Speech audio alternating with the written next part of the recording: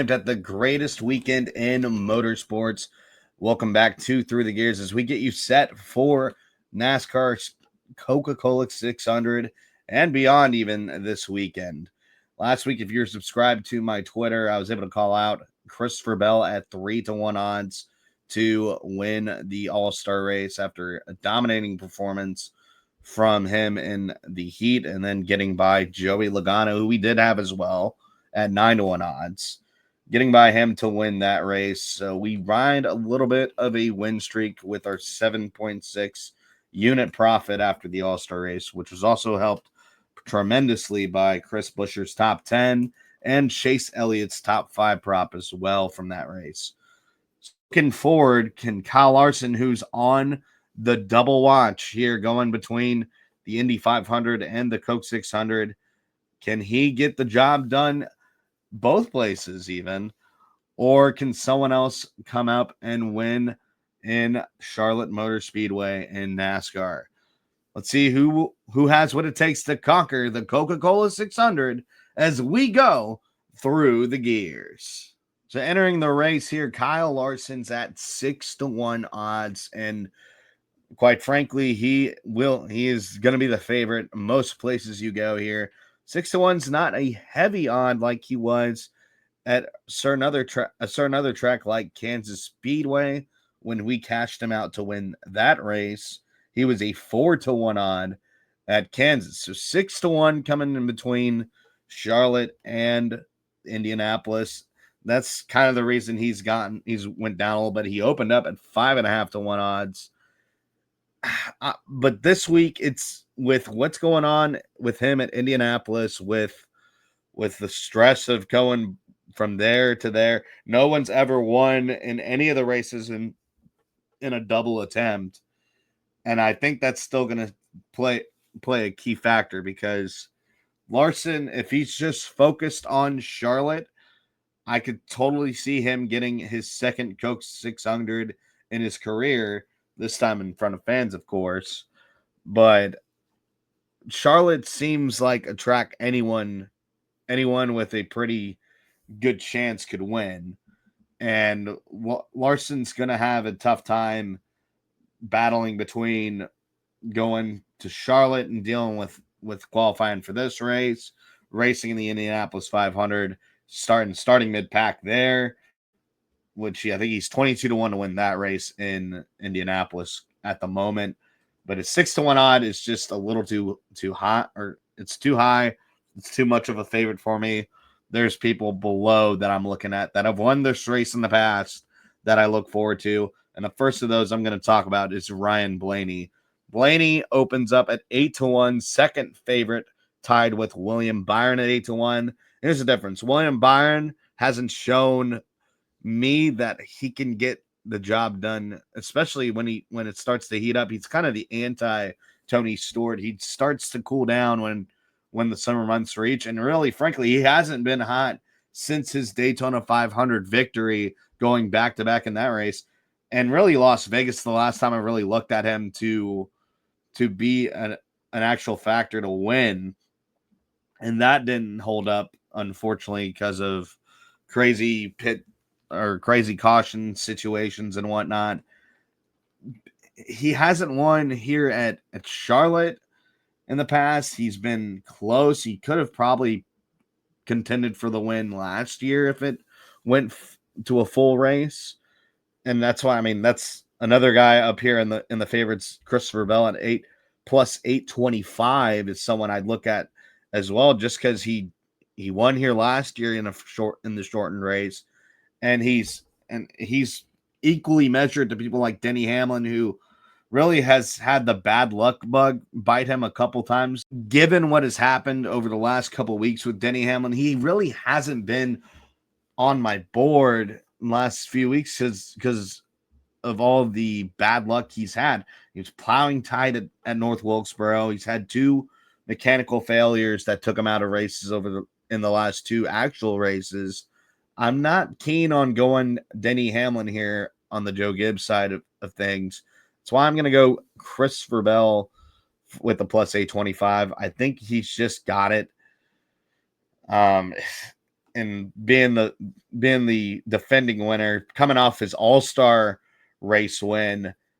Bell is one to get hot and have a couple good performances.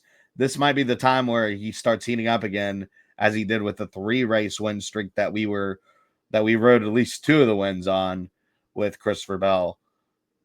Looking at the rest of this board, I mean, the only other guy that touches the favorites here is Tyler Reddick. He opened at 7-1, now he's 10-1. That's good value, but I really look more broadly with 2311. They really haven't been in contention to win races in the first half of the regular season, and Reddick has kind of been dormant so far to start this year. I like the 10-1 number. This is a track that he could totally win at for sure. But I see guys like Ryan Blaney who are just thirsting to get that first win. And he's won here before in 2023.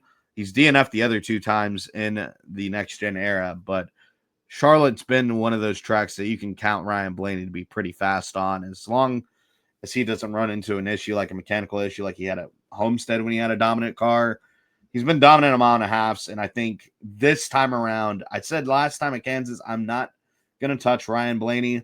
This time, and especially how fast he was in the long run there, I got to respect the 12 car here and those blue colors with body armor. Ryan Blaney, 8-1, top of the board, right alongside Christopher Bell.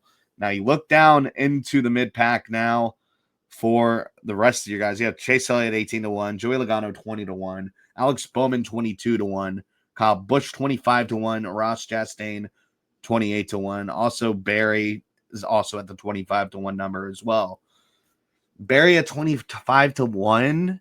This is where I kind of have to say the buck stops here with that. I mean, he ran real well at Texas Motor Speedway. We did take him at Kansas at 50-1 numbers, though. At 25-1 is kind of, I'm going to wait till practice and qualifying if I want to touch him this time around with the 25-1 number. It's just open up a 28-1. He has dominated here at Charlotte before in the Xfinity Series, and I keep that in mind. But there's just some other people that have raced here before that I'd rather take their number. Like, I'll go back to Chase Elliott at 18-1. Did we not watch what he did at Kansas Speedway and how fast he was there? I did, and I've had him the last couple of weeks as well. I mean, I had him at Texas. He had an 18-1 number as well. I had his top 5 at Kansas, and I was regretting not taking. I think it was around the 15, or he might have touched 20-1 at one point in that weekend, if I'm not mistaken. But Chase Elliott at 18-1, with how fast he's shown up and been at the mile and a half over the last couple of weeks, and he was even at a fast car at North Wilkesboro. It seems like the 9 team has been going the right direction. I could see that team coming out strong here and winning the Coke 600 come Sunday for sure. Other guys like Ross Chastain, 28-1. I would like to take that, but it's Trackhouse and them not living up to expectations. Alex Bowman's 22-1 number is great, but when you have Chase Elliott at 18-1, you have to take that. Joe Logano at 20-1. Yeah, he showed up and was fast at the All-Stars. We had him there, and he won at Texas, of course, but that was kind of a random fact. Texas is definitely the random factor here. If we have a calm, cool race, that'll be something to watch. And another guy, Brad Keselowski at 25-1. I've talked with a couple people I know regarding Brad Keselowski, and he at one point he was at 35-1 to start the weekend. I considered it, but it's just he's had just such bad luck this year. And yeah, a win will turn it all around. He has to find himself out of danger one of these races. Now, a top 5, maybe a top 10 at most for me, but you're going to find even numbers from there for a top 10. I want to see where that RFK team goes, and same with Chris Buescher, who sits at 32-1. Definitely could win this race, but there's value even further down that I'd look at before him versus Chris Buescher at 32-1.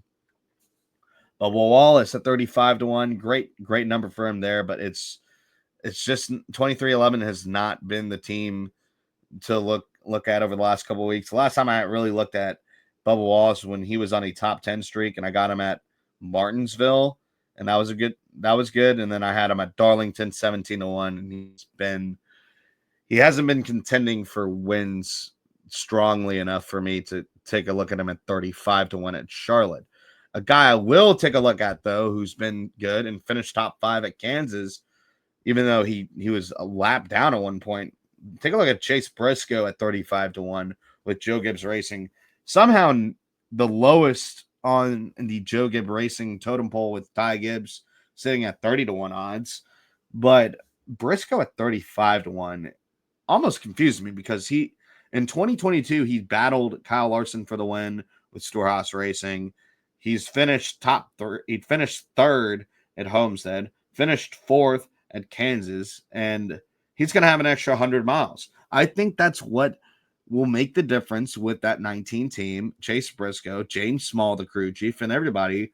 I think that team has what it takes to potentially get the job done at Charlotte. And at 35-1 number, that is insane. You're not going to see a number lower than that all weekend unless he crashes in practice or something. Like, that is insane to find Chase Briscoe at 35-1. I'll definitely be putting a unit on him there. Looking at others, Austin Cindric at 50-1, Ryan Preece 61. Ryan Preece is a sneaky good pick, but I don't know if I take him for the win out right here. Hocevar is also at 60-1. I've been high on him. I really think he's going to get one. I just don't think it's going to be in the longest night. Daniel Suarez 100-1. Michael McDowell 125-1 alongside Connor Zilisch, making his second career Cup Series. Alongside Connor Zilisch, who's making his second Cup Series start at 125-1 odds. I'm not going to take him, but I'm happy to see Zilisch back in the field for both this race and the Xfinity race.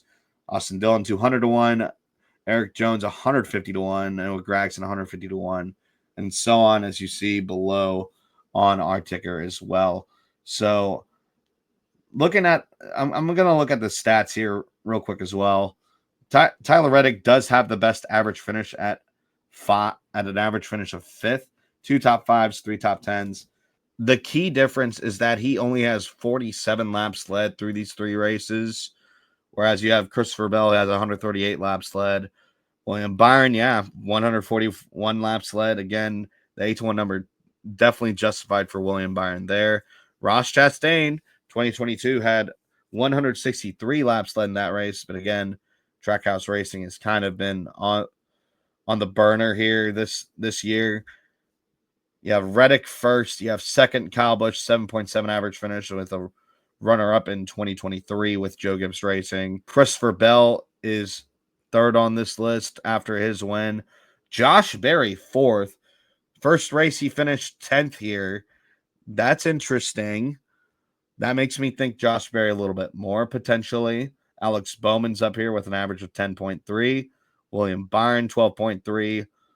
Denny Hamlin with an average finish 13.7. AJ Allmendinger, average finish of 14th in only one start. And Bubba Wallace, Ross Chastain kind of round out your top 10 active drivers at Charlotte. None of those numbers really move my thought process a little bit. Maybe with Alex Bowman is it's okay. And again, Briscoe's not up here, but Briscoe falls around 16th all time in the next gen era at an average finish of 16.3 with 1 top 5 and 1 top 10 finish. But over the last couple of years being in a dying Storehouse Racing situation, now being with Joe Gibbs Racing, that's where I'm pretty confident with how the 19 team has looked on mile and a halfs. I'm ready to go full bore and kind of put him all over my card here. So again, to review the 4 outrights that I got, Ryan Blaney, I take him an 8-1 with 3 units bet on him. Chase Elliott at 18-1. I'll take 2 units on Chase Elliott. Christopher Bell at plus 825. I'll take 3 units on as well. And then Chase Briscoe will be my home run getter at 35-1 odds. I'll just simply have 1 unit on Chase Briscoe. Looking into our prop picks here, the 4 of them I'm going to highlight, and 2 of them are going to have Chase Briscoe on them again. First, I'll give him at the top 10. I'm not going to go top 5 per se here, but with a top 10 at plus 135, 2 units, I like that. Pretty safe bet. On the plus side, money of a top 10 is pretty decent. I'm going to take his top Toyota prop as well. His top Toyota is 13-1 to put 1 unit on that. And it's really depending on Christopher Bell here, because I think Bell's going to be strong. You could also throw in Denny Hamlin in there to challenge, as well as Tyler Reddick, because Reddick's been very consistent here, and I'd like to bet him. It's just nothing's really shown me from the 23-11 side of things for 2025 that I really want to take Tyler Reddick right now on any of these, because top 5s, top 10s are going to be not so great of value. I just see Briscoe as the biggest value pick you could take into this weekend. Going into the rest of our props here, Ryan Preece top 10 is plus 270. It just makes sense because that 60 team has been really, really good. Should have probably won the open race, had a chance. He had a chance if he didn't run over the choose cone, the choose paint, if you want to call it that. But at a plus 270 valuation, Ryan Preece top 10, definitely worth taking. He's been fast on every style of track. I'd like to see Ryan Preece knock that one out. And then John Hunter Nemechek at a top 10 is plus 950. So why am I saying John Hunter Nemechek? Here's the big reason to go John Hunter Nemechek top 10 here. He's been on a top 10 streak. And he also transferred out of the All-Star race. Good for him there. 8th at Texas Motor Speedway. 10th at Kansas Speedway. We're going to another 1.5-mile track. He's plus 950 to top 10. He's been on a heater. I don't know how the books haven't caught up on this. And I should have looked at him for Kansas as well. I'm not ignoring John Hunter Nemechek this weekend. Give me his top 10 at plus 950. Put a whole unit on that. Thank me later. Hopefully Nemechek keeps up the pace with how fast they've been.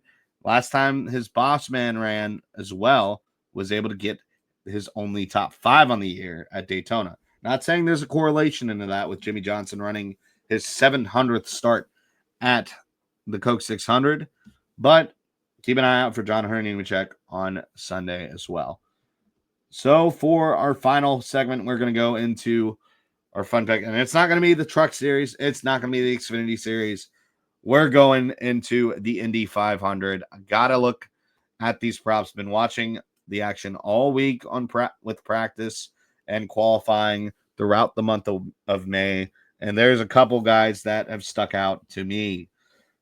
Pato O'Ward to start. This man has been so close the last 2 years. He is now the favorite at 5-1 odds. He's been co-favorite. He's been up there all throughout the month, and now going in, starting third on the front row with Robert Schwartzman and Takuma Sato. 5-1 odds for the Mexican to win his first Indy 500.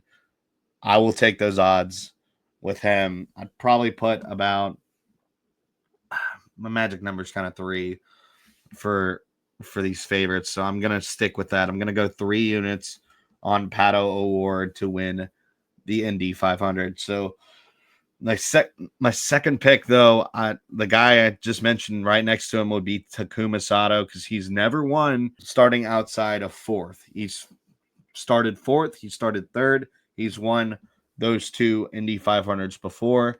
Now his best start is 2nd. You can't go wrong with going with no attack, no chance Takuma Sato for the Indy 500 as well. And for Takuma, I'd put probably 2 units on the number 75 Honda to get it done as well. So Takuma Sato, 13 to 1 odds, 2 units. I think that's a fair evaluation. Other guys I'd look at like Alex Palou. I mean, he's 6 to 1, right under the favorite as well. He's had a fast car in race trim. I don't know. He hasn't won at an oval yet, but this would be the oval that he could certainly win at the most over all of them. That it was either that or Iowa, but I'm I'm just gonna go award. I just think he's got it and he's got it made this year. And honestly, I like Scott Dixon as a bet better than Alex Palou. He's also starting that second row. He's 9 to 1 odds. He's won here in his long illustrious career only once, but with how Penske's kind of been taken out of this deal, you still have Scott McLaughlin also up there at 9 to 1, was 10 to 1 a couple days ago, but and then you have Joseph Newgarden at 12 to 1 as well, but he's starting well in the back. Nobody's won from the last row in Indy 500 history. I think the numbers don't lie there, and you can't really go up against that. My final guy I'd really take with to round out a 4-pick strategy. I'd take Connor Daly at 36 to 1. I'd look down and you really have to look at how he's ran in race trim. He's starting 11th thanks to the Penske penalty situation. But his 36 to 1 number, I think, is just so fair. I mean, it's over fair, I think. Even though Junko's Hollinger Racing has never won a race in their existence, Connor Daly has been a maestro at this track. And I think with him getting tying his best start and having a car capable of taking the win, watch out, Indiana, because your guy could possibly get it done certainly on Sunday afternoon. Also worth noting that Kyle Larson, again, he's at 22 to 1 to win the Indy 500 starting from 19th. I mean, this is the lowest you're going to get him at this point at 22 to 1. I don't feel like he's got it in him here this year. He's already crashed his primary car. It's gone to a backup and didn't look great in qualifying. He looks okay in race trim, but he's still got a long way to go. A lot of people fight like David Malukas at 22 to 1. He's pretty good. Felix Rosenquist at 16 to 1. Possibly could get it done. He has a fast car there. And you got to mention Robert Schwartzman with getting the pole. And he has a fast car in general. Just has to will that thing and kind of figure out the race style, the racing style at Indianapolis. 22 to 1 for Larson, though, is just for him and where he's starting and how his weekends went. He's not on the radar here for the 500, but certainly if things change in the 600 and that number moves higher or lower, and we still have good weather, obviously, Larson at 6 to 1 possibly could still be something we can move on. So that'll do it here for Through the Gears. Thanks for joining us for another episode on YouTube, on wherever you get your podcasts. Be sure to check in for other podcasts here on the Front Stretch Podcast Network, including Stock Car Scoop, where I will be on the call for that one after the Coca-Cola 600. Be sure to check out that podcast as soon as we're done, and we'll have a special guest on there to talk the longest night in NASCAR. Be sure to also check out the Pit Straight, as we'll talk all the action from the Indianapolis 500 as well as Monaco for Formula One. Be sure to check out Happy Hour as well with Trey Lyle, Michael Massey, and Dalton Hopkins. They talk the biggest storylines coming out of the Coke 600. Finally, be sure to tune in to Bringing the Heat with Brian Nolan, as he will also have the best soundbite of the week, as well as great storylines from this weekend of racing. And he catches content, Alex Gint's content, and everyone's content from the Indianapolis Motor Speedway from the Indy 500. And check in with content coming out of Charlotte as well on our socials, frontstretch.com, at frontstretch on Twitter and on Facebook as well. Be sure to check in my social media at Wyatt W Racing on Twitter, Wyatt_game_time_Watson on Instagram as well. Thank y'all for joining us for through the gears, and let's hope we can make some money on NASCAR's longest night, the Coca-Cola 600.